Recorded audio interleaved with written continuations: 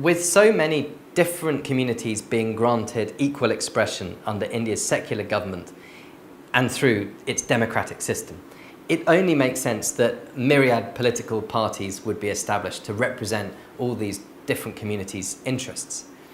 India has a total of 1,704 registered political parties, of which 60 have representation at the state or national level.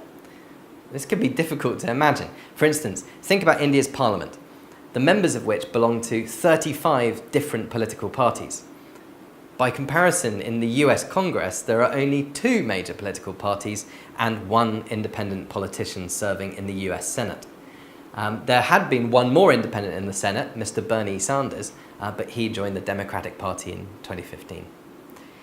India's many parties cater to varying regional as well as religious groups, caste communities and their interests, as well as different ideological and political beliefs, leading to further diversify India's vast array of ideas on how to live and how to govern.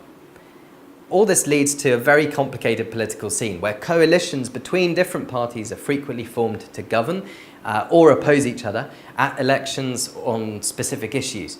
And they often break up again when the moment has passed or when it's more expedient to lend support to another party.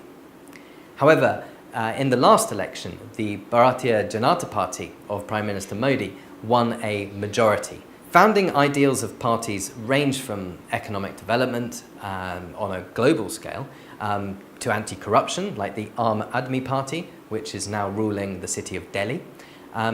People who are parties that want to improve situations for specific marginalized groups or represent regional interests from one particular part of the country, and even those who want to establish a national communist government.